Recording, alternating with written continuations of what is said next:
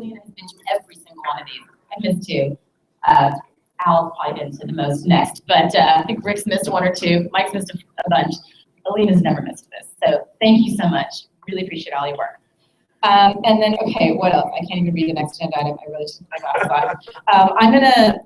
We're gonna talk about training for a second. I'm gonna introduce Paula, who has a quick announcement about a training opportunity that she's gonna tell you about. Thank you, Lisa Marie. Hi, my name is Paula, and I'm with Hayward Networks, and I'd just like to make a quick announcement that I'm looking for an OpenStack instructor for Carnegie Mellon. The class is at night from May 11th through the 14th, so it's part-time job. It's paid market rate, so the course is already written. All you have to do is just learn the material, 2 weeks in advance. So we're looking for people right now. Let me know if you're interested. I left a couple of my business cards on the table, and just send me an email or call me. Thank you. Okay, thank you very much. All right, so we are doing this as a Google Hangout. So hello, world. Hi, everybody. Should flip the camera out. Show everybody. A lot of people here. Really, really, really great to see everybody here. Last announcement I'll make is my little book that I published. I actually updated it for Kilo. So we're gonna have the next version out by the OpenStack Summit. So that's exciting. It's really good for our beginner track because it's sort of like an OpenStack for dummies. So it was a lot of work. And so I'm just really happy it's gonna be out in version 2. So it's a free download off HP Press. So I will tell you about that when it goes live. But and I should bring down the old ones and give them away, I guess, because that will be relevant in about a couple months. But anyway, really excited that'll be out by the OpenStack Summit. So it'll be another book that will support these meetups.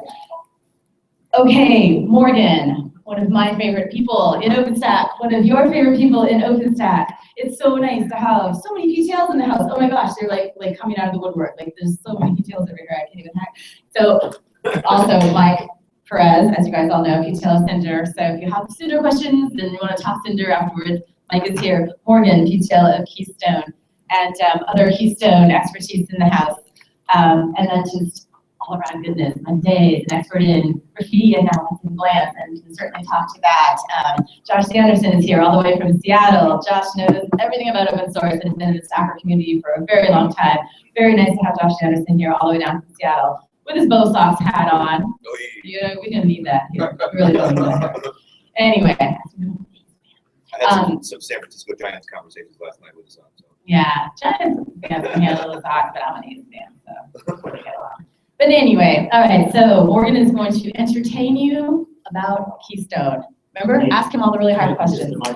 Yeah, it should be working. Can you hear me, everyone? Yeah. And for the Google Hangout people, Morgan painstakingly put all of his slides in red and black background for you. So you can thank him later, because he was very mad at me when I made him do that last night instead of having more beers and whiskey. No, I did that today. Oh, okay. I spent an hour staring off into space instead of just getting meeting. I should have stated it. Well, I'll tell you. Anyway, I'm Morgan, PTL Keystone. I'm always on IRC. Find me there. Come to OpenStack Keystone. Hang out, chat about it, ask questions. Don't ask questions. But today we're going to cover some basics about getting your identity, whatever that means, into OpenStack, into the cloud. And I'm trying to break it up into three separate groupings, real basics, a little bit more advanced, and then some really advanced stuff when it comes to federated identity. That's real complex, real fast. So let's start with the basics. Well, what are the concepts when you're talking about identity and dealing with that with an OpenStack? Well, you have authentication, and authorization. What are they? Who I am, and what I'm allowed to do. As a point of InfoSec Taylor Swift wants to remind you don't share your passwords. Because that's not how you share data. And if there are any questions, please don't hesitate to ask at any time. Hold them to the end, ask right away. So in Keystone, when you're using your credentials, you basically do something like this. You tell clients you want to authenticate. Client tells Keystone, here's my request to authenticate. Keystone gives you take the token back, and you can extract the data from it right away. There's a lot of stuff that happens on the back end. user exists? Is the user enabled? Is the scope as a project or domain enabled, existing? Does the user have a role on it?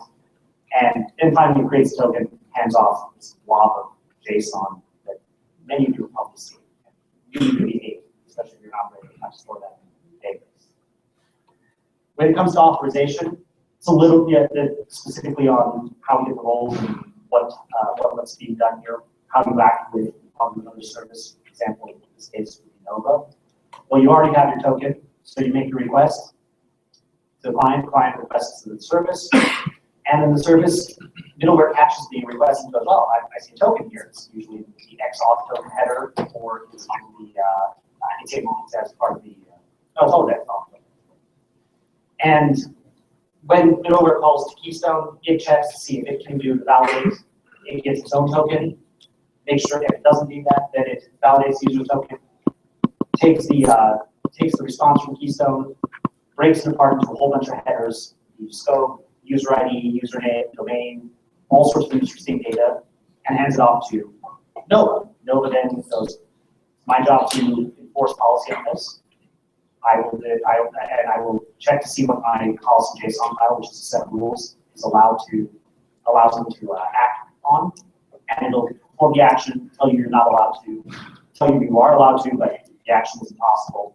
And finally, hand back to the client response, and then the client tells the user, hey, this is what happened.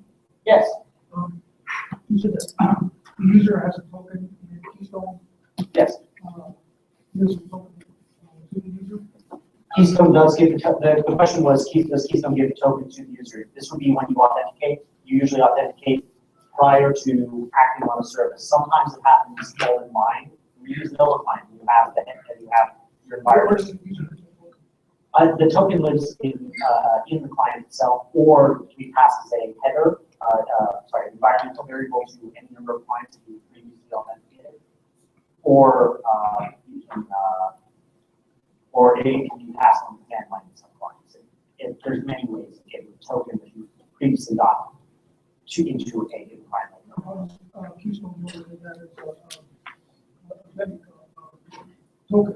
Oh, Keystone has a list of tokens. I'll go over the specific different types of tokens and how they're validated a little bit later on here. Yes. The service token, validating the token is a privileged event because there's data in a token you may not want to use to the world. Tokens, depending upon the version you're using, may or may not have data that is sensitive. So we require it to be an authenticated request. So the service has its own user, its own account that allows it to do authentication and validation.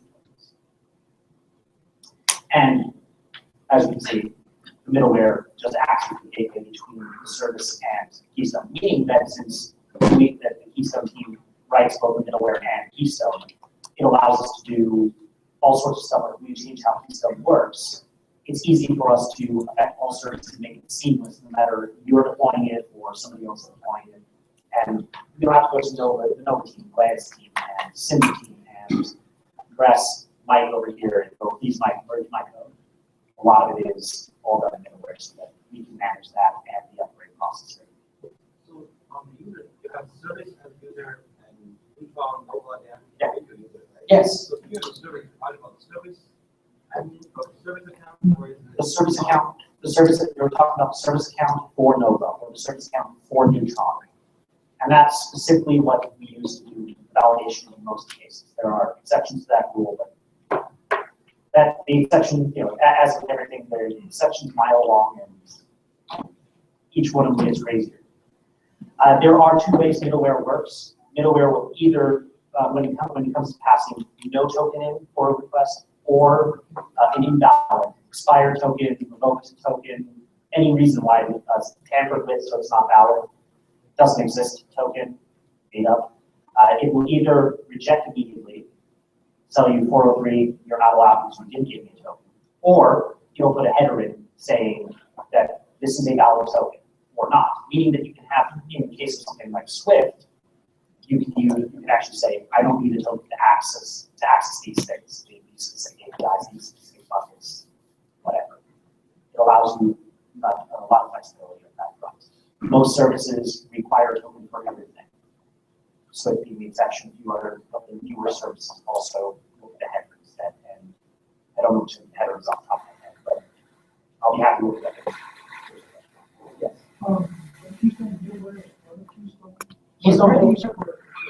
Keystone middleware runs in the process space of Nova, Lance, Neutron. It is a separate package, and so you don't have to pull in all the dependencies of Keystone itself. All Keystone middleware needs to know is how to talk to Keystone and where to talk to Keystone. So it's to limit the amount of dependencies. Keystone has a ton of dependencies. There's no reason Nova needs LDAP dependencies. Nova.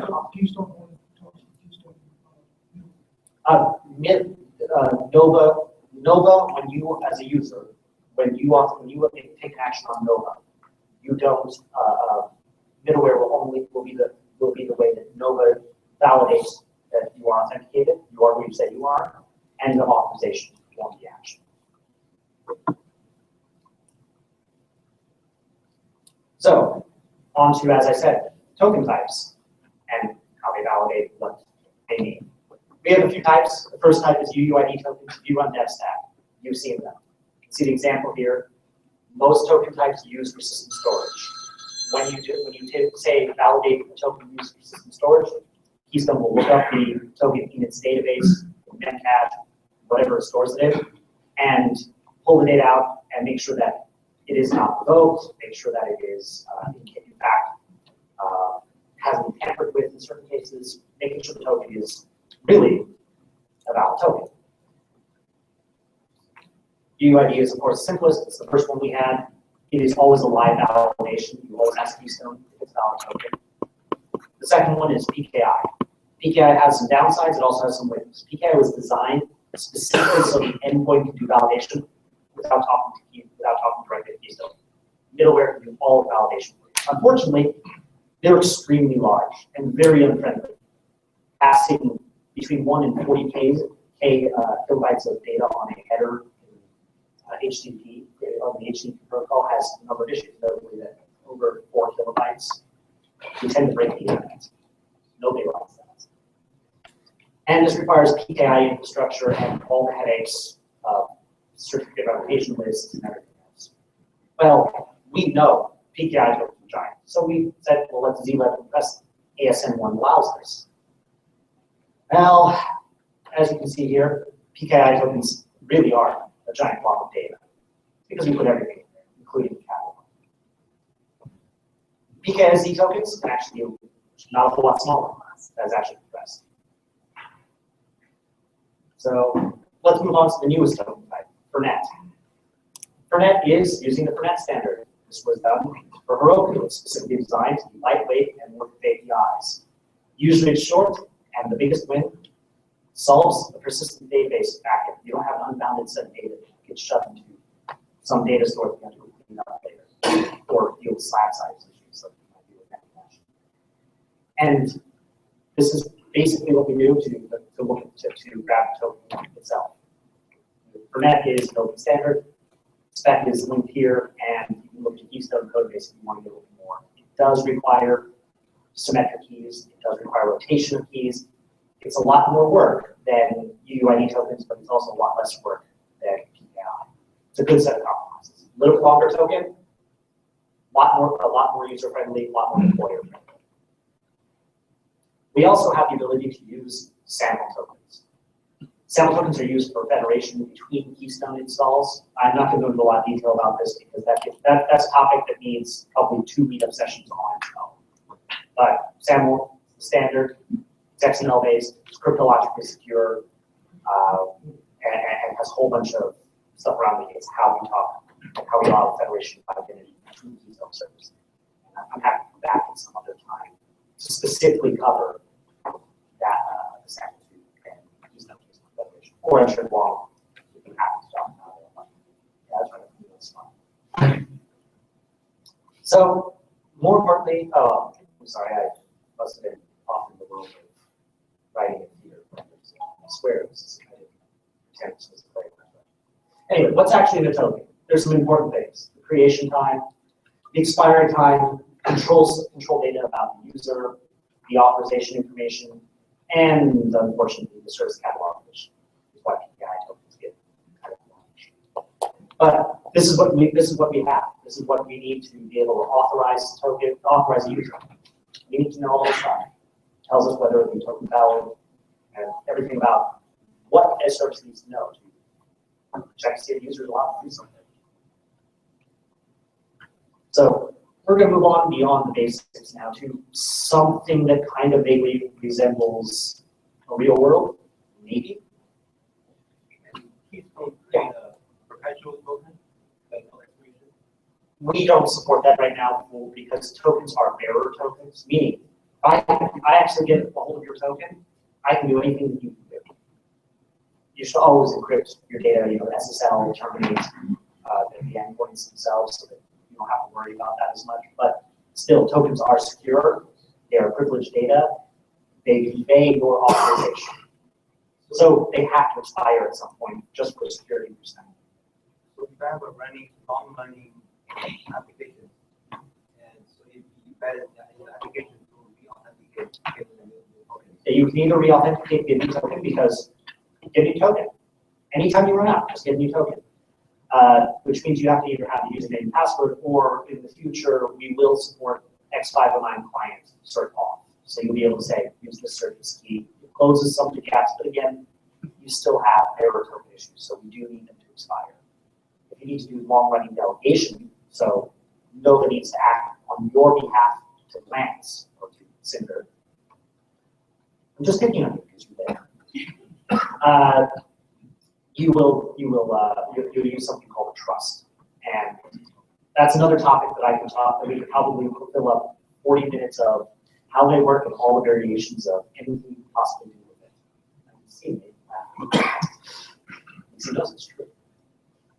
Well, I got a quick question. So Yes. is there a messaging backplane that's integral to Keystone, or are you using something else or another project? What are the tokens being passed across? HTTP. Mark, can you repeat the question? Oh yeah, tokens are being. What are the tokens being what's the transit of the tokens between the middleware and Keystone? All HTTP. Just like if you, the user, were talking it, all express. Okay. We do emit some notifications of events that an auth happened, etc. as audit. So Celiometer or Nasca or anybody else can pick it up and see what happened. But we don't use the bus to transmit tokens. That's exactly what I was wondering. Yeah. So, yes. Can you go back to the slide? Two. This one? So then for that token, what kind of information from this? Okay. What kind of information is it? Well, Fernet encodes certain information in the ID itself. So the way that the ID, like the PKI token, contains the entire token, Fernet contains just the information that it needs to reconstruct the token on validate. So it has create time. The cool thing is, creation time is actually part of the Fernet spec. So it's got creation time, and then it has an AES encrypted payload. That payload will contain the expiration time, audit ID, user ID, scope, and a couple other things that I have to go look to be 100% sure.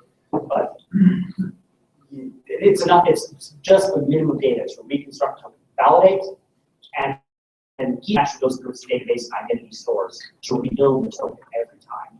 It sounds like it's a lot of overhead. It's actually maybe 5% worse than UUID. And you never have to store a token in the database, which I'm sure everybody's going to be cheering from the top of the ramparts once they finally get there. Yes. Would you consider that list here as the token header? That's the actual content of the token body. What is the header? The header is the token ID. So in UUID token, it's the 32-byte identifier for the token itself. That's the only thing in the header is the. It's just the ID. The header doesn't contain the ID. Yes. All tokens, in UUID tokens, Keystone validates the token and stored in the database. Keystone is the only service that has access to tokens. The question was, is there a way to prevent corruption of the token? PKI token is ASN1 encoded and signed. Fernet is HMAC SHA-256 HMAX signature, I believe, with an AES payload, that actually is 2 keys. And the SAML2 is, again, signed every step of the way. So you have lots and lots of signatures to validate this. You ensure the data has not been changed out. We do test that. Yes? The man in the middle attack? Well, since they are error tokens, the answer is going to be terminate, do SSL termination on the endpoints themselves. It's the simplest way to prevent man in the middle attacks is to properly use TLS-based, whatever the latest one that doesn't have a security problem with it. Can't keep track of things. This seems to be added. I would recommend, well, whatever SSL.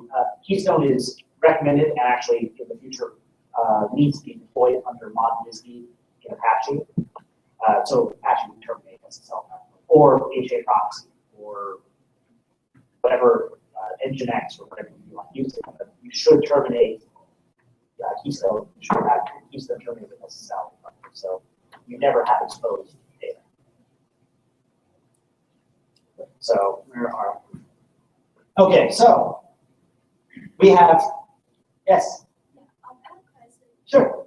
So the format uses like AES for symmetric encryption. Does it contain like USAP or JK? I'm sorry, I missed the second part of that question. Okay.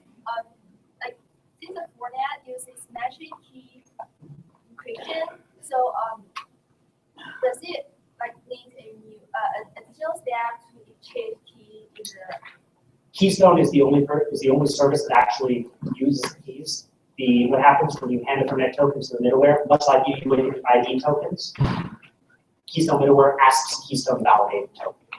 So Keystone issues the token and validates the token. So you never actually, so nobody besides Keystone ever needs the keys.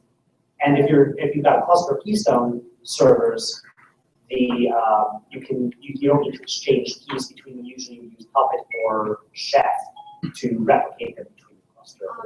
I mean since it uses like AES for encryption, so does the like client or middleware need the key? The client or middleware does not need the key because the AES encryption decryption is done inside Keystone's process space.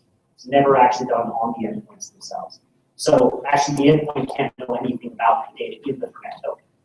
All it can do is ask Keystone what's in this token. So it has to trust Keystone. So look back where we were here. We have the identity store. What is your identity store? Well, the basic install is SQL. You have this really basic identity store. It doesn't have any of the cool features like password complexity enforcement or password rotation policies or failure attempt lockouts or any of those cool features that you'd expect from the place you want to save users and passwords. So what do we do about that? Well, let's just use LDAP and SQL. It's pretty cool. Any of the domains, and domain is a construct in Keystone that allows you to contain other resources.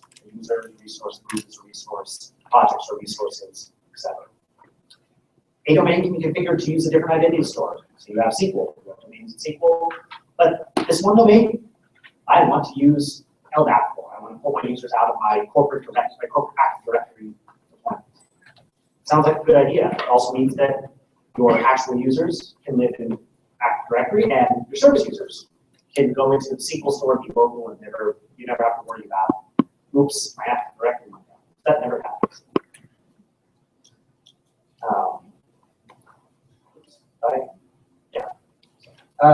And then, but now the other thing is that any domain and every domain can use a different LDAP backend or even a subtree. It's the only caveat is that if a user, because you have a subtree, you have one tree and here's the user, and then whatever searches another domain, come up with the exact same user object. There are different user IDs that are in different domains. Each domain is considered isolated. Doesn't matter if they come from the same LDAP backend. If they have a configuration, they will be treated as though they are an island isolated from all the other domains. The cool thing is the default domain can also be overridden. This means you're migrating from an old deployment, or you've got users that are using V2 Keystone API. My recommendation, don't use that. But V3, please. They can still offer V2. But the V2 is just because the default domain where the V3 compatible place where V2 users live can be overridden, just like any other domain.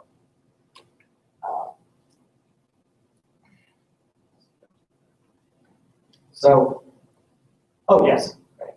The domain can be backed by both SQL and LDAP, or A domain can be backed by one identity store, but you can have a default. So any domain that does not have a specific config is in the generic SQL store. so what problem with that approach? But I found is that many times customers want to store at least one user in MySQL if it's not reaching. So how do I handle that? So, well, you can give them a second domain, or because authorization can happen across domains. There's nothing saying that you must work on your domain here. Everything must live in that domain. Oh no, service users can live over there and they can act on whatever you want. So it allows you to do exactly what you said: store one user, store one user in SQL here, and a bunch of users in LDAP here. You can even go crazy and write your own driver. You support the loading your own driver, but that becomes a much bigger headache. Yes. So Keystone is use a template as a store. Use which one? Template. I'm not familiar with that one. I don't know. We typically use SQL or LDAP, or anything talks in LDAP protocol. Version 2, version 3. I don't know what the current version of it is. Whatever the current version of LDAP is, it's not really hard to write your own driver to talk to whatever your identity store is. But unless I'm familiar with it, I can't authoritatively say that it talks LDAP or SQL or something. So, there's a problem.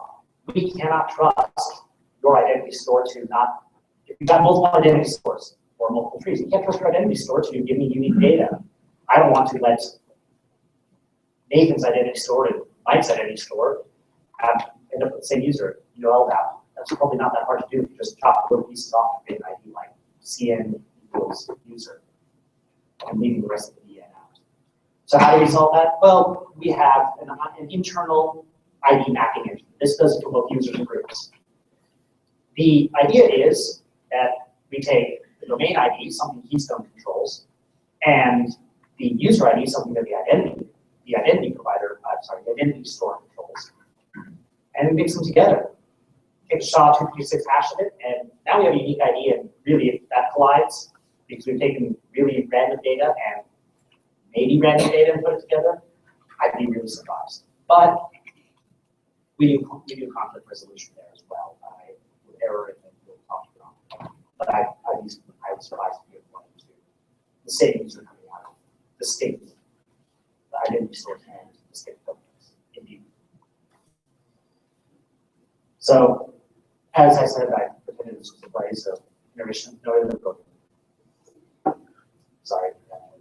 Everybody in OpenStack in the theater. No. No, there's just a few of us, and we all have to be in the same team. That's weird. I'll go over a very basic workflow of federated identity. Again, I'm not going to go too much in detail here.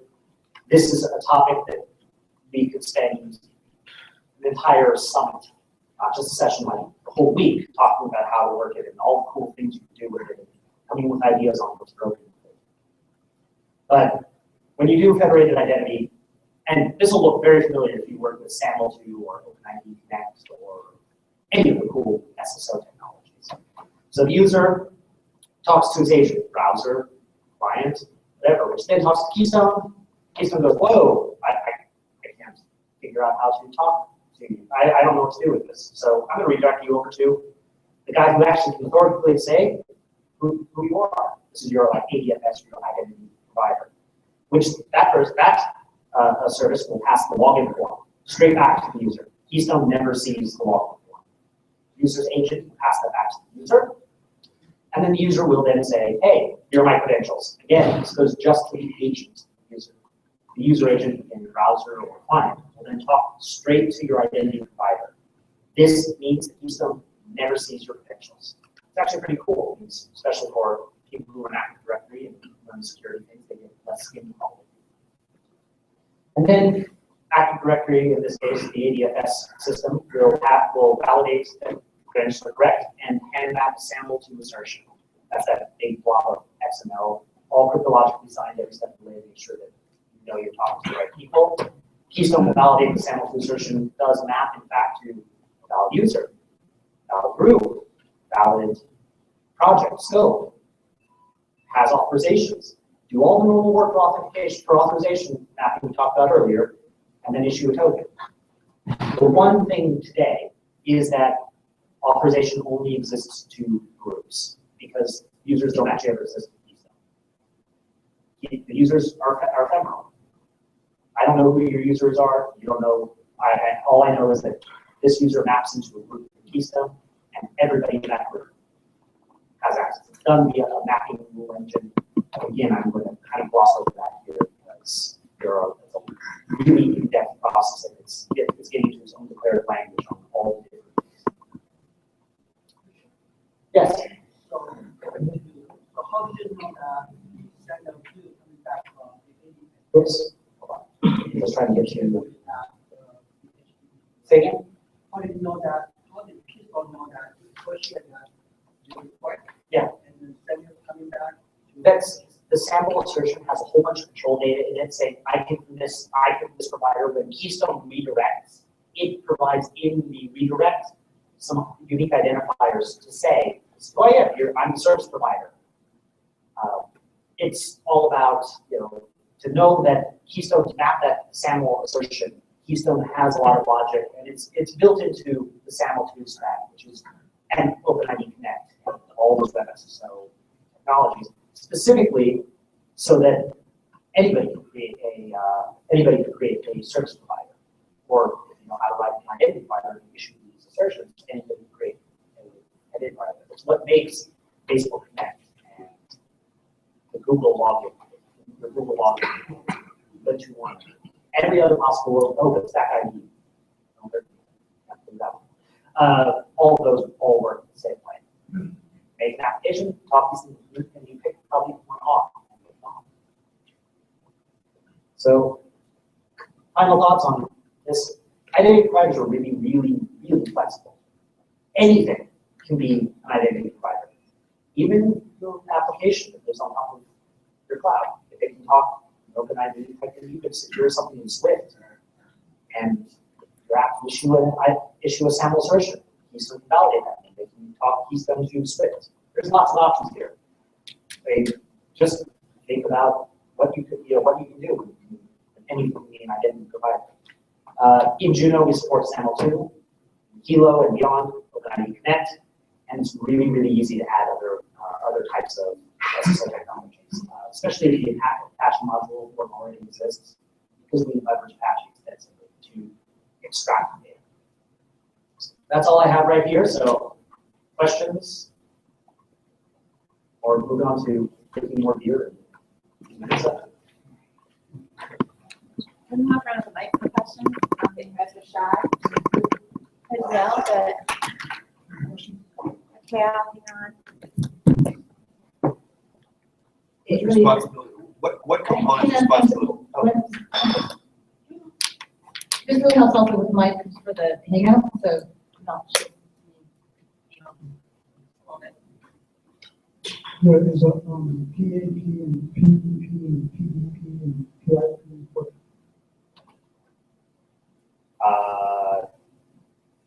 Those are a lot of acronyms, a lot of initialisms, and I couldn't, without the context, some of those might be meaningful, some might not be. Policy information point, Okay. policy administration point, policy decision point, and policy enforcement point. We tend to for the policy, for all of the different types of policy something points, we tend to collapse them all into either Keystone or what we call the Oslo policy rules engine. Yeah, Oslo is the common libraries for OpenStack. So we have a wrapper for providing configurations, there's all system logging, a few other things. Just make it so it's easy to say, I look at Cinder, I look at Keystone, and the options make sense. They're all the same. The defaults are saying that type of stuff. We have what we call Oslo policy. Oslo policy is a Python library that is a rules engine. It's declarative. It allows us to manage the policy enforcement points and do the policy enforcement points and do the action enforce on the content. A lot of these things are kind of collapsed within OpenStack. We don't have distinct policy information points versus policy decision points. It depends more upon what service you're talking about. You're going to the middleware. Is the middleware rejecting the token you're requesting because you don't have a token, or is it put on the application to do the enforcement itself, or did it pass pass through a valid token? It's already passed that point, and then you have another policy enforcement point down the line. It's mix and match at the moment. Long term, we'll clear that up and we'll make it a little bit more defined. But right now, I think the lines are a little bit blurred on all those different things. Get the alpha PTL here. No, it's not done. Oh, He stepped down. Oh, man. Being a PTL is really hard work, by the way. If you're wondering why people don't last all that long in this position, it's actually a treat that we have somebody in this area because, anyway, enjoy them while they're here. It's a lot of work. So let's do one cycle. All right, Josh. Thanks, Lisa. So another stupid, basic interdependence question, Morgan. So how does the relationship between latency metric, say, published to Ceilometer, I'm assuming, work, and how do you monitor latency? Everything runs through the auth server, everything needs to authenticate. How do you make sure trains run on time across the entire cloud? Well, whose responsibility is that? Really, it's rely on your clock and whatever you're using to manage that. Timeout. The Keystone tokens themselves have fixed windows, and it's on the clients who services they're consuming them to make sure that they're refreshed. And when you talk about like latencies, there's a certain point where you have to say, I think Keystone assumed that a 5-minute clock skew is as narrow as we're going to ever get. And if you say more than 5 minutes is necessary, I will probably roll my eyes and say, that's great, tell me how to do that when you're talking about somebody who's in Europe or Australia and has to work with the deployment to Canada. It's just get a point where somebody's going to have a problem. Things are going to get out of whack. You have to say, here's our window, here's what we deal with. With regards to how, Ceilometer or anybody else would consume that in the end, it's really about just making sure that we can respond in those windows and not tip over and crash all over the place. Other questions? Suppose they did their homework. Yeah, Challenged them to come with the hard questions. They did. So the question is, I know in German there was a single MySQL backend possible. So talking about not like backend or domain, there was a single. So is that still true in Kiva, and is it possible to connect to LDAP against different domains?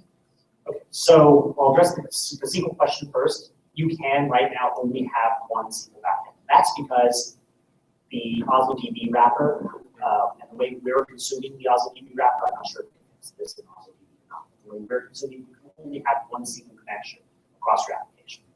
You may have a pool of connections and you can have failover on your MySQL side. You can't say that SQL server and that one over there, different credentials, different, just not how we have things architected. So we do the same thing and say, you can have one of these. So make it the default driver and you can override the default domain. And just saves you the headache of, well, LDAP can only handle one domain. It's because we didn't want to have to try and implement some like hierarchical, we don't want to represent relational data in hierarchical. Just it starts looking real simple. When it comes to LDAP, you can have every domain can have a per domain page. Each domain can have one backend. So if you need 15 backends, you need 15 domains. But you can have as many LDAP domains as you want. You can talk to as many different LDAP servers as you want. Okay, Al first and then your second. Oh, okay. And there's also one. Great. also.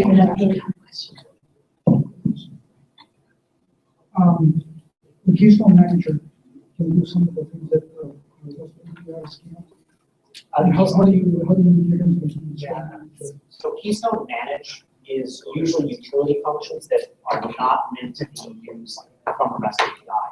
Example, migrating a database. Keystone needs to turn off. How do you use it? As command line tool, it's installed from Keystone. So you would just use that, Keystone -manage and then options and bars. It looks a lot like a client, but it usually tracks directly to the database, directly to SQL, sometimes directly on the file system. It's designed in a way to be used as strictly administrative. And it's a step. This would be like when you're starting up MySQL and you want to change the my.cnf. It's like that level of administrative. It's part of the core service and directly touches things that the REST API can do. And it's by design. So there's no way you can accidentally give somebody a piece of the kingdom to go migrate your database out from public break or drop data out of the database. Not that you should ever migrate down. And then there was also a question for the back. So we're providing a networking backend, and we inherit the project's networking constructs. It'd be nice to have visibility into, for example, the project names, descriptions, those information. Unfortunately, those things are not passed from Keystone to Linux or Nova. Is this the best way to write a Keystone client to? So what do you need? What are you trying to solve with that information?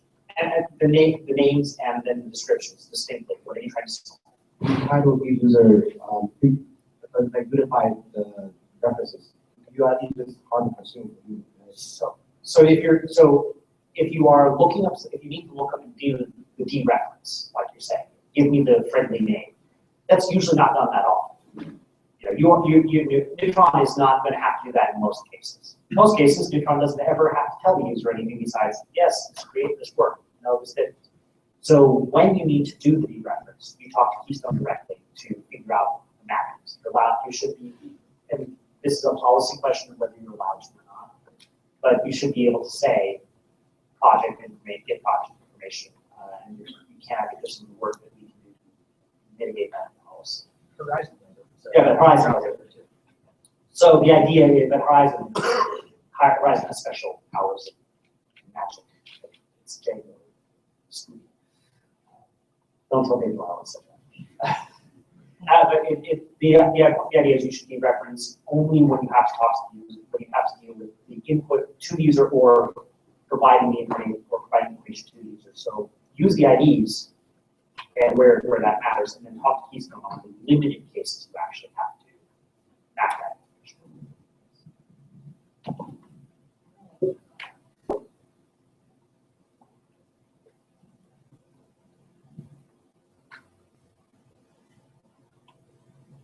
So I have two regions, one in New York, one in San Francisco. I want to authenticate in the San Francisco Keystone and use a VM in New York.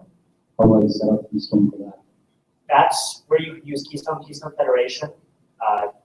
That's a topic that I really don't have to cover reasonably in a short answer. There's a lot of documentation. If you look at, we will publish the slides. I'm not sure where people will publish them. We'll get these published out.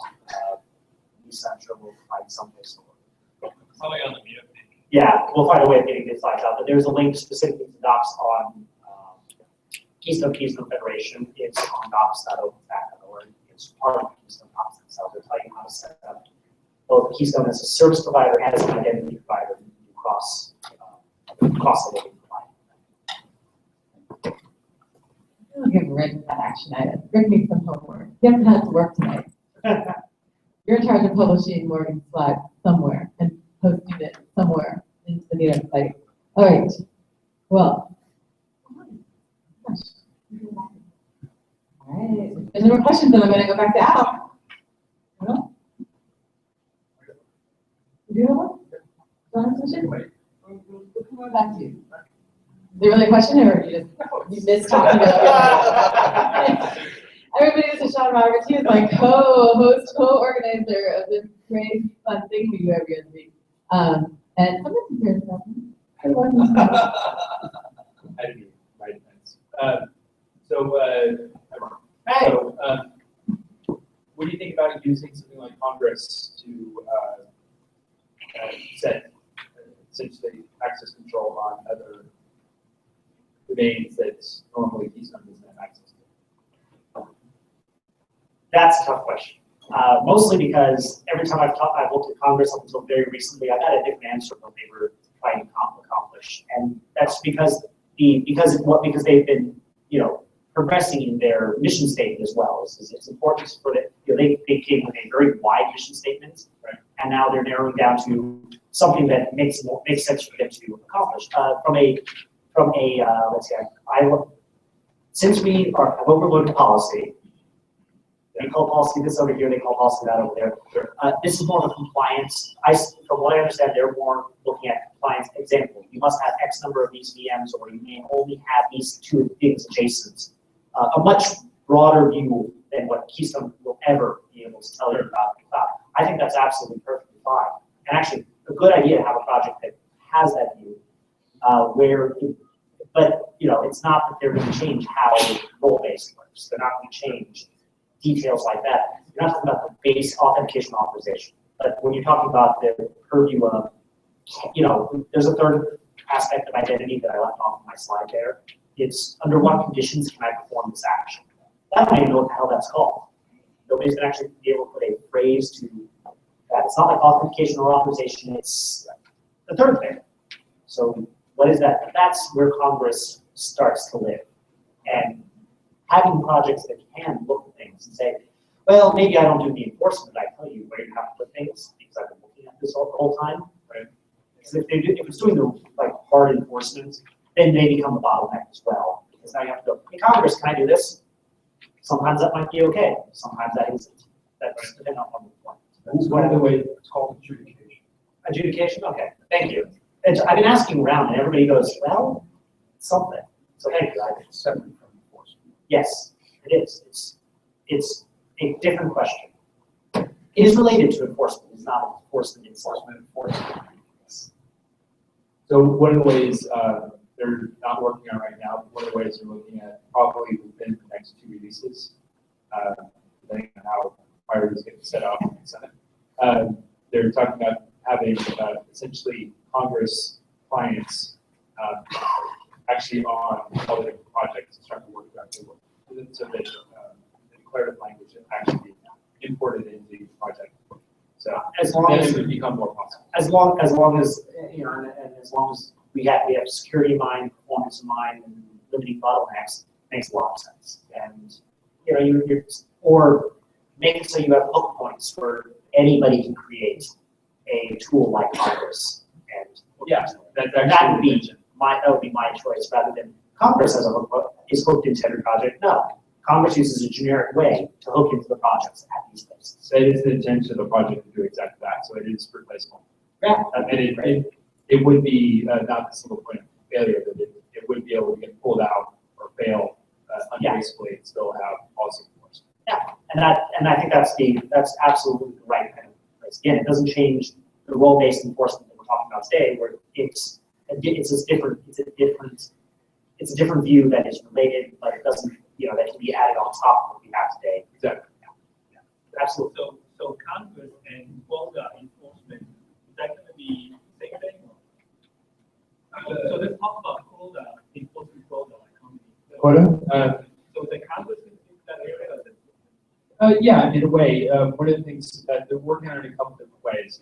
The first is just supporting reporting, which is the easiest of the problems. The next is to be reactive. So once you see something that's fallen out of compliance, and go fix it. And then after that, then it gets into declarative or proactive. So right now,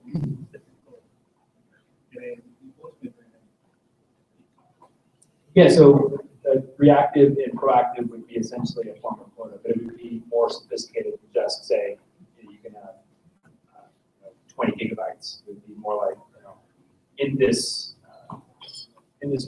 zone, you're allowed to have 20 gigabytes if you're part of this group, and if Your name is Joe.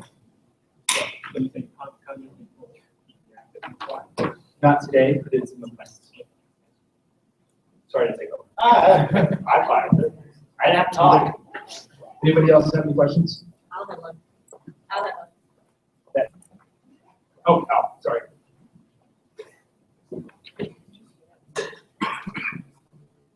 It's a nice one to come here, because you don't confuse all the people.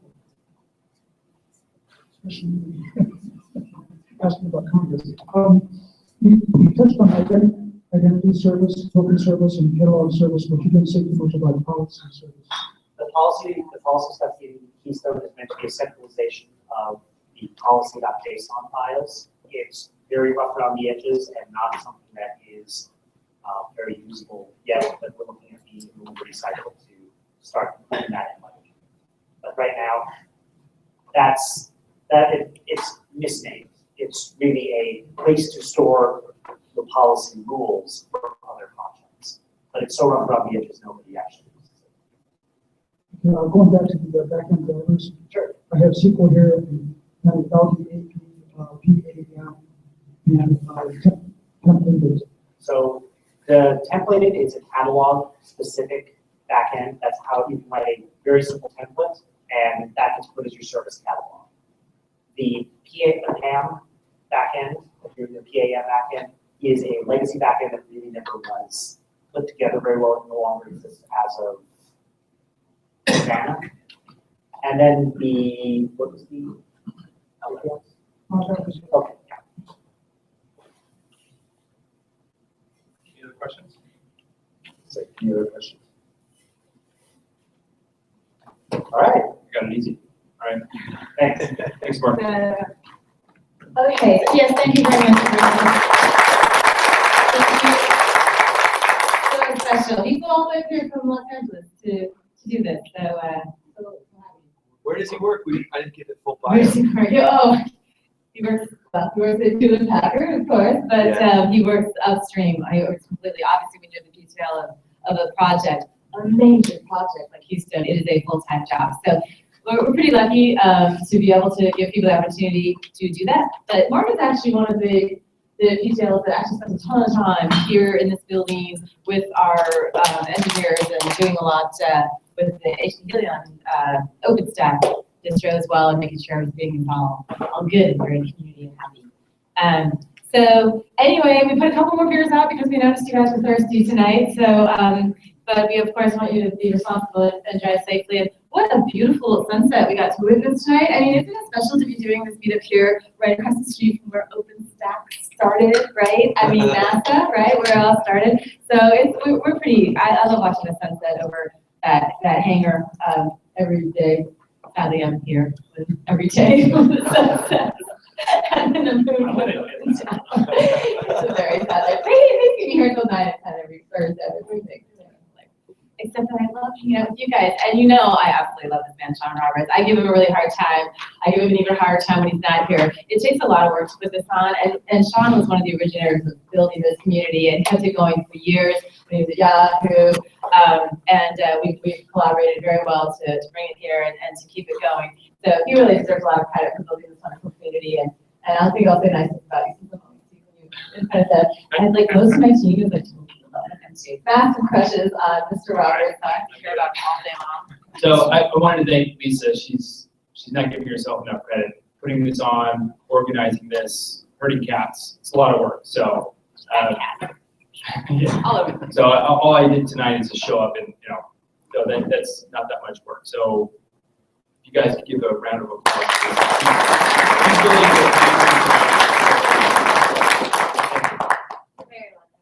Thanks everyone. So we're not going to do this in 2 weeks. We're going to, actually we got a really kind of fun field trip for you guys. In 3 weeks, we're going to go to a customer. We're all going to go across the street to Walmart on, not a store of Walmart, but to Walmart Labs.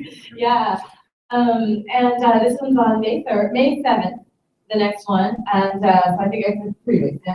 Yeah, I think we got it. It was like too many Thursdays in April. So we skipped a week and we're going May 7th to Walmart, and it's going to be really cool. We're going to have a bunch of different folks presenting. We're going to have Rackspace there, Red Hat, 100, HP, Anaconda. Anaconda, really? Awesome. I'll be there. Yeah, by the way, he's not at Yahoo anymore, he's not at VMware anymore, he's not on the board for representing EMC anymore.